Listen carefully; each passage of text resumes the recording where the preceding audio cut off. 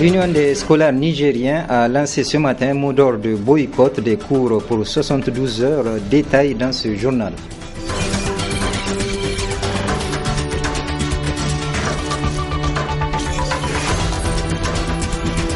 Ensuite, dans cette édition, nous parlerons des problèmes que cause l'affichage des listes électorales.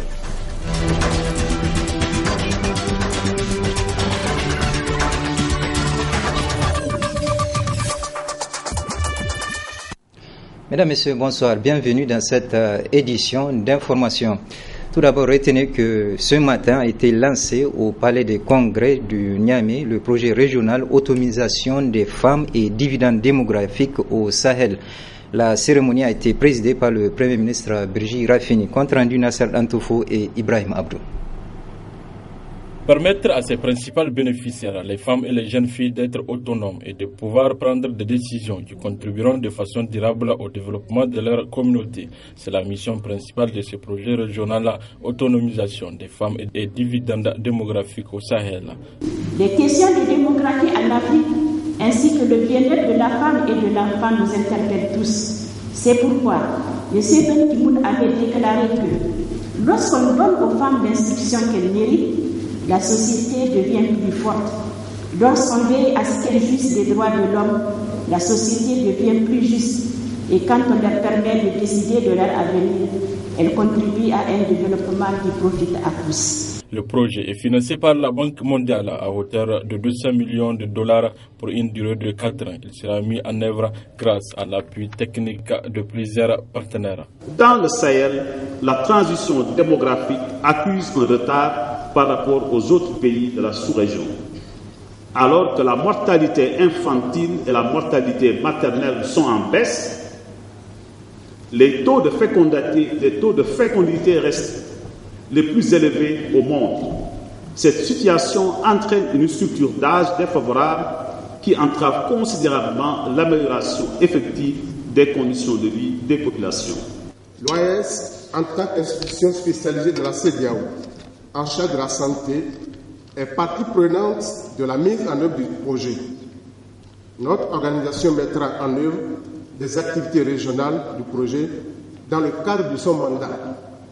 L'OAS abritera également le comité régional de pilotage dont la composition est déjà préfigurée par le partenariat de Ouagadougou existant. Fruit du plaidoyer du président de la République du Niger à l'endroit des responsables des Nations Unies le 6 novembre 2013 dernier, ce projet multisectoriel répond aux aspirations du Niger ainsi que celles des 5 autres pays membres. Ce projet que nous lançons aujourd'hui, des montants de 103 millions de dollars US, soit environ 52 milliards de francs CFA, entièrement financé par la Banque mondiale, apportera un appui aux secteurs sociaux de base afin d'avoir à moyen et long terme des effets sur la maîtrise de la croissance démographique, l'amélioration des conditions de vie de la population et par conséquent la réduction de la pauvreté. Ceci est en conformité avec les stratégies définies dans nos plans de développement, nos plans sectoriels et la stratégie de partenariat de la Banque mondiale avec nos pays respectifs. 5 jours durant, les décideurs des différents pays auront à envisager véritablement des actions qui permettront à ces projets d'atteindre ces objectifs en vue de contribuer à un développement inclusif et harmonieux des populations de ces 6 pays membres du Sahel. Après le lancement du projet, le Premier ministre a répondu à quelques questions des journalistes sur les enjeux du projet. Je vous propose de suivre quelques réponses données par Birji Rafini. L'autonomisation des femmes est un facteur important pour le développement. Le dividende démographique dont il s'agit également, même si quelque part notre croissance démographique peut être interprétée comme un frein au développement, peut être interprétée négativement. Nous pensons pensons qu'il s'agit là d'une réelle opportunité que nous pouvons exploiter si ces jeunes filles ou ces jeunes gens, il ne s'agit pas simplement de Nigériens, toute l'Afrique subsaharienne passe par le Niger. S'ils font ces déplacements, c'est sans doute quelque part une des raisons est sans doute le manque de perspective sur le plan économique.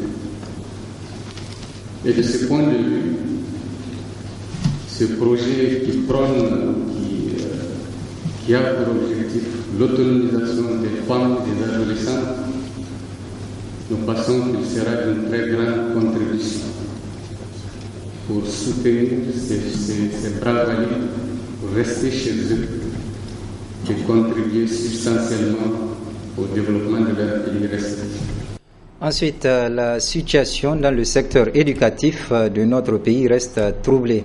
Le comité directeur de l'Union des scolaires nigériens a appelé au boycott des cours pour une durée de 72 heures à partir de ce lundi. Et cela afin de réclamer la libération de leurs camarades qui ont été arrêtés. Le point avec Assoumane China et Aboubakar Souley.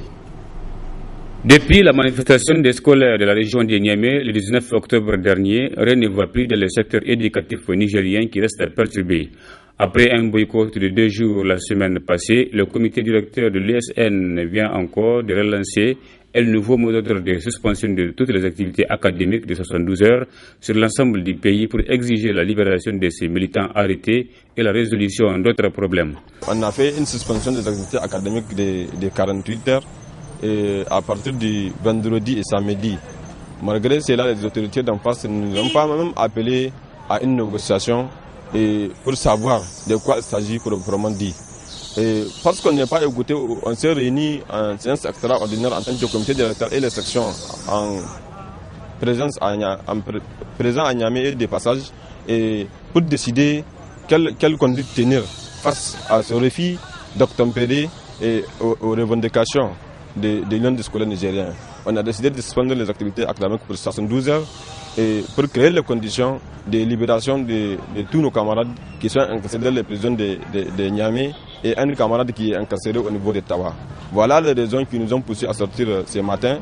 Et en dehors de ça, je tiens à vous rappeler qu'il y a de multiples problèmes académiques et sociaux qui sont là, qui n'ont pas été satisfaits. Et malgré tout cela, l'Union des scolaires nigériens a fait profil bas pour créer les conditions dans un esprit de dialogue avec toute la sérénité qu'il soit, mais l'autorité d'en face ne l'a pas bien compris. Il passe par l'intimidation, par l'arrestation. Et c'est le seul moyen de créer les conditions d'une sérénité. Et c'est pour cela que nous, on avait décidé de suspendre les activités pour 72 heures en guise d'avertissement par rapport à ce qui est de libération de nos camarades qui sont incarcérés. L'Union des scolaires nigériens conditionne la reprise effective des cours à la libération des élèves arrêtés. Ensuite, relativement aux prochaines élections qui auront lieu dans notre pays, les organisations politiques, tout comme les acteurs de la société civile, ne cessent de dénoncer la façon dont le fichier électoral est en train d'être affiché. Ousmane Sidikou et Halidou Bounema pour le compte-rendu. Le comité chargé de l'élaboration du fichier électoral biométrique s'est fait sous les feux des critiques, car il peine à remettre à la date indiquée sous la base classique un fichier consensuel. L'opposition politique ARDR en a tiré la sonnette d'alarme au cours d'une de ses sorties médiatiques. La diversité et l'étendue des manquements et manipulations constatées autorisent à douter de la qualité du produit attendu. Au regard des tâches restantes, la date du 31 octobre, conformément au calendrier approuvé par le CNF, ne peut être tenue, malgré que le coordonnateur instruit les responsables de coordination communale de rentrer au plus tard le 31, alors que la fichier n'est pas encore terminée. Échec diront certains acteurs de la société civile, pour qui le CFEP doit tout simplement rendre gorge. Nous estimons, c'est notre analyse, que le président de la République doit siffler la fin de la récréation. Parce que dans ce fichier biométrique qui est devenu fichier classique, c'est que toute la classe politique est responsable. Maintenant, il faut arrêter ce cirque-là. Le comité ayant lamentablement échoué sur toute la ligne et montré ses limites objectives, une sérieuse prise en main des choses s'impose au plus haut niveau. la CENI doit prendre les choses en main pour respecter son chronogramme. Maintenant, on n'a plus droit à l'erreur et on ne peut plus regarder le CFF faire ce que bon lui semble. Donc, la CENI doit s'assumer et prendre les choses en main. Le CFF doit être dissous. Et il faut auditer le CFF pour savoir l'usage qui a été fait des milliards qu'on a injectés. Pratiquement au dernier virage pour la tenue des échéances électorales, chacun dans sa sphère de compétences, pour un respect strict des délais constitutionnels, se doit de jouer sa partition.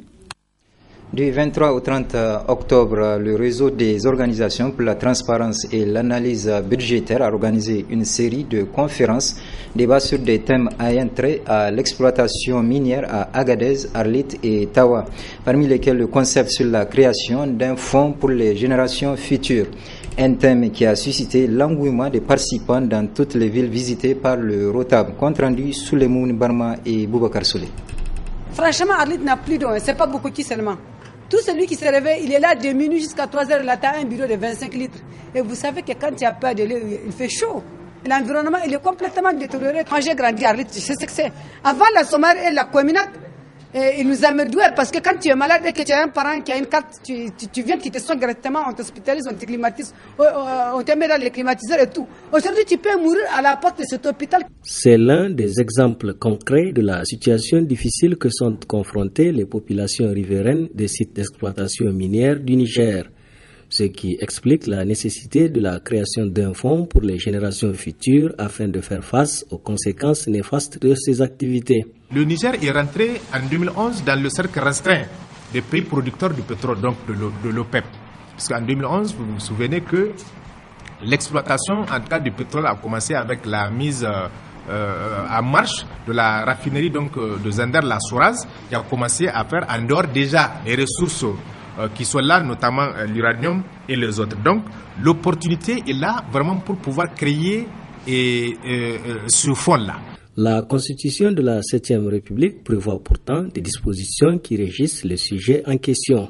La Constitution a non seulement une dimension politique, mais également elle a une dimension sociale. Et c'est cet aspect social-là qui nous intéresse aujourd'hui dans le cadre donc de cet exposé où le fonds est prévu pour qu'on tienne compte justement de l'avenir des générations futures. Puisque des ressources étant tarissables, si on les exploite, on les utilise, il ne faut pas qu'un jour les générations futures héritent d'un passif quand même lourd en termes de remboursement de la dette qu'on aura contractée, mais également en termes de santé et à laquelle en tout cas les gens feront face compte tenu de l'impact négatif sur le plan de la santé humaine et animale. À la recherche des propositions pouvant aider à élaborer un avant-projet de proposition de loi sur la création d'un fonds pour les générations futures, le ROTAB a rencontré des jeunes membres des FADA à Agadez.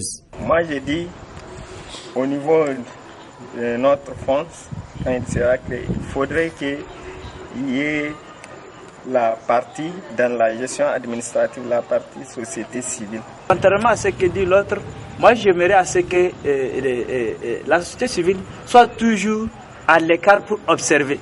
Pour mieux gérer, il ne faut pas que ces gens qui rentrent dans le fond. Mais s'ils sont toujours à l'écart, les gens peuvent à tout moment vérifier, voir si la comptabilité est exacte.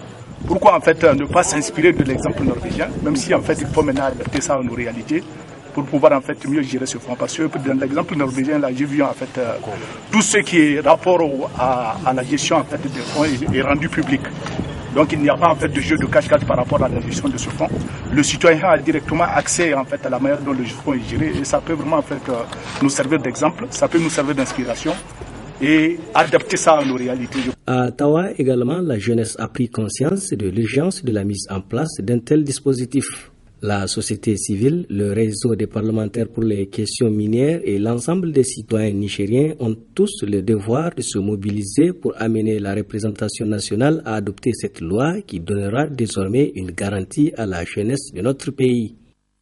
Les responsables du Front patriotique et républicain de la région de Niamey ont initié une opération de salubrité à la place de la concertation au lendemain de la manifestation qui les a rassemblés en ce lieu. Hassan Saleh Mustafa pour le reportage. Au terme du meeting du Front patriotique et républicain FPR le dimanche dernier Voici en quoi ressemble la place de la concertation. Elle est envahie par des plastiques et autres déchets. Une image qui a très vite interpellé la conscience des organisateurs qui ont aussitôt entrepris une opération de salubrité. Objectif, rendre la place propre. Un bel exemple patriotique. Les actions s'inscrivent toujours dans le cadre citoyen et républicain. Nous remettons à l'État les espaces publics qui aujourd'hui sont à notre point de vue sacrés, que nous protégeons. C'est important pour nous d'inculquer cet esprit de civisme dans l'esprit, n'est-ce pas, des Nigériens, afin que nous puissions chaque fois que nous sortons nous en inspirer. Donc aujourd'hui, vous avez vu ces jeunes, ce sont des militants qui, après la manifestation, sont restés pour effectivement s'acquitter à cette règle. Je crois que tout le monde aujourd'hui se doit de saluer. Ils étaient quelques dizaines de jeunes munis de balais et de sacs à mener cette opération. Si tous les Niameyens réagissent de la sorte, notre capitale ne serait pas sale.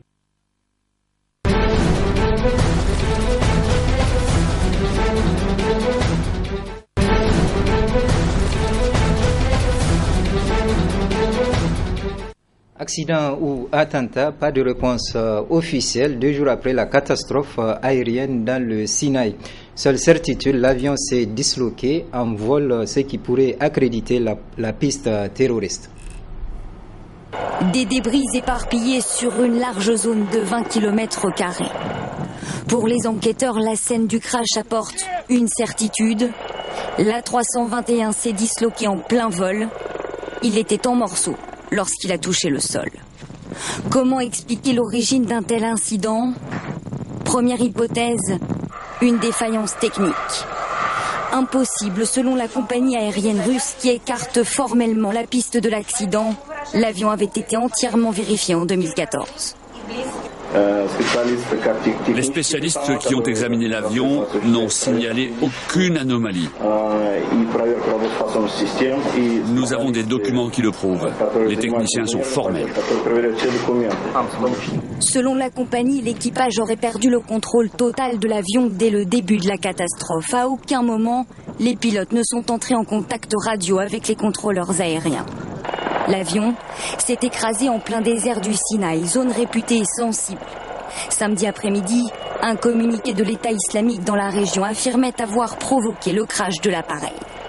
L'A321 a-t-il pu être visé par un missile? Pour les spécialistes, le scénario ne tient pas. Ça ne peut pas être l'effet de missile, parce que d'abord l'avion était à 10 000 mètres d'altitude et Daesh n'a pas des missiles qui atteignent cette hauteur-là. La plupart des experts semblent partager le même avis, reste l'hypothèse d'un attentat à bord. L'avion avait décollé tôt samedi matin de l'aéroport de Sharm el-Sheikh en Égypte. Il faisait route vers Saint-Pétersbourg. Tout est possible. La piste la plus crédible est probablement celle d'un sabotage au départ, c'est-à-dire qu'il y ait probablement un employé qui est sympathisant de l'État islamique et qui ait mis soit une bombe à retardement, soit qui ait saboté un certain instrument de l'avion. Cela peut être également un kamikaze. Sur les lieux du crash, les recherches se poursuivent. Les 2 boîtes noires de l'avion ont été retrouvées et c'est sur elles que les enquêteurs comptent désormais pour comprendre ce qui s'est passé. En Turquie, au lendemain du triomphe électoral du président Recep Tayyip Erdogan, son parti islamo-conservateur rafle la majorité absolue au Parlement. Alors l'opposition s'inquiète d'une dérive autoritaire du pouvoir. Récit Myriam Amelal. Visite d'une mosquée à Istanbul, en présence des caméras, mais sans triomphalisme. C'est la première sortie publique pour le président turc après sa victoire aux législatives. Entouré d'une foule conquise, Recep Tayyip Erdogan explique sa victoire et n'a qu'un mot à la bouche. La nation a choisi la stabilité à compter de ce 1er novembre. Ce résultat montre que le peuple ne veut rien d'autre que la stabilité. C'est la décision du peuple. À Ankara, ses partisans sont heureux et soulagés après une parenthèse de 5 mois, une période pendant laquelle le parti Justice et Développement avait perdu sa majorité au Parlement. On avait vraiment besoin de cette majorité. On l'a obtenue et on a gagné. À Diyarbakir, une ville à majorité kurde dans le sud-est du pays, cette victoire a un goût amer pour les partisans du parti pro-kurde HDP. Rien ne va changer en Turquie. Les clashs vont se poursuivre à Diyarbakir et dans la région, parce que la victoire de l'AKP n'était pas souhaitée ici. Pour beaucoup, cette victoire est le fruit de la stratégie du président. Recep Tayyip Erdogan a mené une campagne agressive, qualifiant ses adversaires de traîtres ou de terroristes, le tout dans un climat d'attentats et de peur. Les électeurs turcs, y compris parmi les Kurdes, ont voté pour la stabilité. Et avec un peu plus de 49% des voix, l'AKP a retrouvé sa majorité absolue. Ce journal est à présent terminé. Merci de l'avoir suivi et je vous souhaite de passer une excellente soirée.